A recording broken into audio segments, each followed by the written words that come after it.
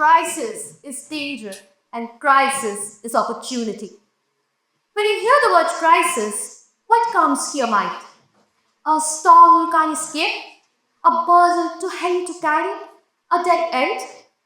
For most of us, crises are the villains in our story, parts we rather skip. But what if I told you today that these aren't just moments of struggle, they're moments of transformation where life demands you to rise, to adapt, and to grow into something you didn't know you could be. Hi, I'm Samridhi Ashara, a line trader, and it is something I firmly believe. It is that every moment holds the potential for a story. Today, I'm here to share mine and hopefully change the way we see the word crisis. Now, crisis doesn't come in one shape or size. It arises as challenges in three primary forms: personal crisis, social crisis, and global crisis. Let's talk about personal crisis. These are the battles within us. Sleepless nights of self-doubt, losses that leave you searching for meaning, and heartbreaks that leave you feeling hollow. Personal crisis strips us down to our core, forcing us to see who we truly are. But they give us a chance to rebuild ourselves, stronger, wiser, and more in tune with our true selves. Let's talk about social crisis. These are the fractures in our connection, misunderstandings, betrayals, or simply feeling like you don't belong. These moments challenge our sense of community and our relationships. Yet they hold a valuable lesson to forgive, to value authenticity, and to walk away from what no longer serves us. Because sometimes holding on hurts more than letting go. And last, we have global crisis. These are problems that shake the entire world. Pandemics, economic meltdowns, climate change. These are storms too heavy for one to weather alone.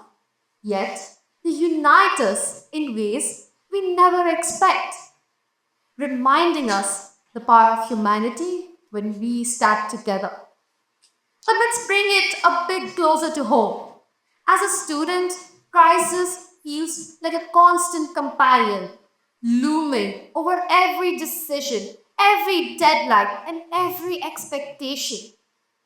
Imagine this: you are a student, and academic pressure is somewhat like being in a race with no finish line, where every step is measured, judged, and compared.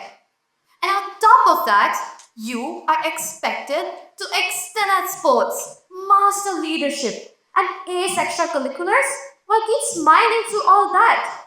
And let's not forget the invisible weight, the expectations of the parents, the teachers, and the peers, and the voice inside your head that says you're not enough.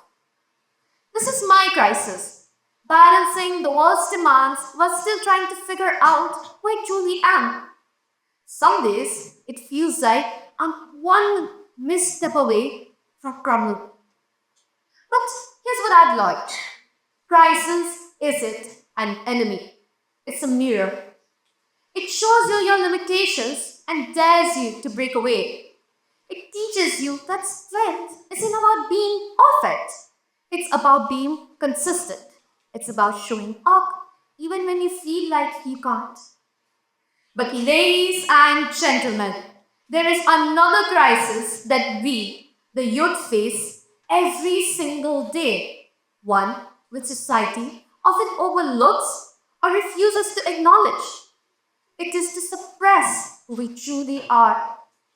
We live in a world that tells us to be strong but don't show emotions, to follow your dreams but only if they're practical, only if they make good money, to be yourself but only the version we approve of.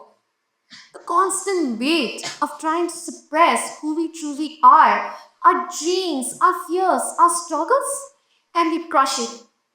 We feel the need to meet everyone's expectations and to put on a mask that hides our vulnerable selves. But what happens when the mask cracks? When we feel unseen, unheard, and invalidated? This silent crisis teaches us one of the most important lessons. Give us permission to exist as who we are.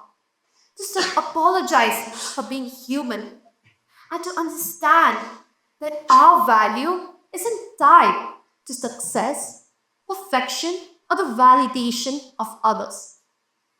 Every crisis, no matter how painful, carries a gift.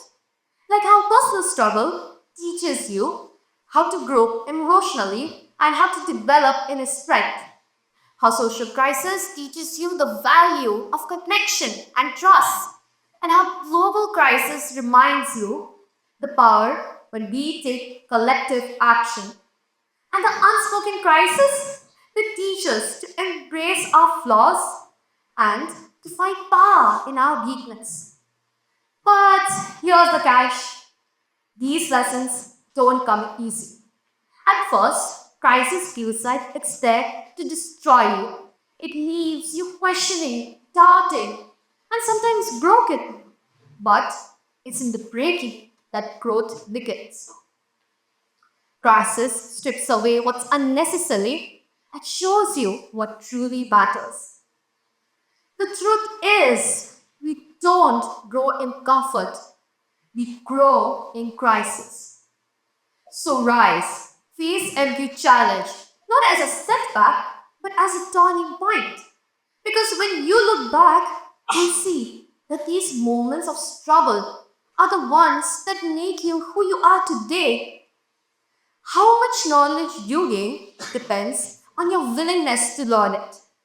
And until today, I hope we see the word to learn and think of it as to face crisis.